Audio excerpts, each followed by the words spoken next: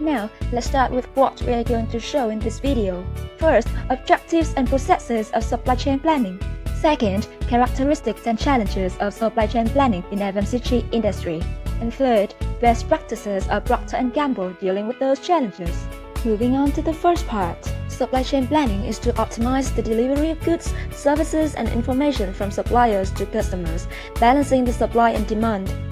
And have a look at the processes. Planning tasks are usually classified into 3 planning levels: long-term, mid-term, and short-term.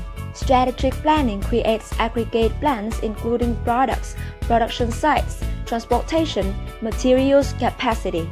In the midterm, sales and operation planning collects data on forecasting demand from demand management, then checking the availability of resources to validate the production plan. Capacity validation also leads to sales and marketing plans, then facilitating demand fulfillment and detailed sales planning.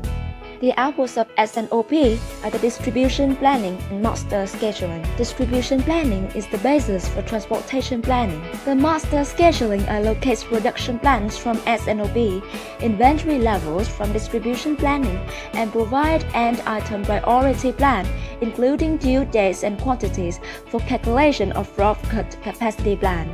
In the short term, through master production schedule, the master scheduling drives materials requirement planning, which focus on resources available to meet the priority plan at the component level. For the next part, we will go through some characteristics and challenges of supply chain planning in FMCG industry. One notable characteristic of supply chain planning in FMCG is the importance of low inventory level. Due to short shelf life and high inventory turnover of FMCG products, they might expire or go out of season soon or become overstocked. To prevent them, it is necessary to keep inventory as low as possible. Meanwhile, the high service level required is another characteristic that planners must take into consideration. The consumer loyalty for FMCG products is relatively low because there are many choices for them in the market. Therefore, product availability to the customers must be ensured. However, it is nearly impossible to achieve both high service level and low inventory at the same time. The conflict between these two characteristics is a huge challenge for supply chain planners in FMCG. Huge number of SKUs is an significant feature of supply chain planning in FMCG, as SKU represent the most disaggregated inventory level. Too many SKU create huge complexity in demand planning. As a result, FMCG supply chain planners face difficulty in forecasting demand at SKU level.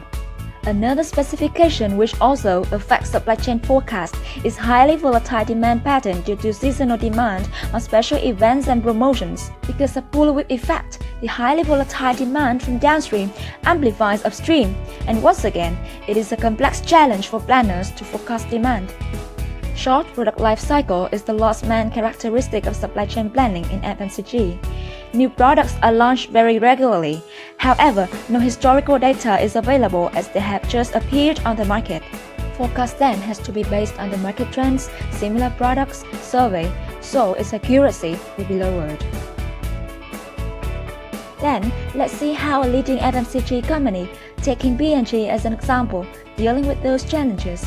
B&G had for a responsive and customer-centric supply chain to manage their 80 brands selling in over 180 countries all over the world.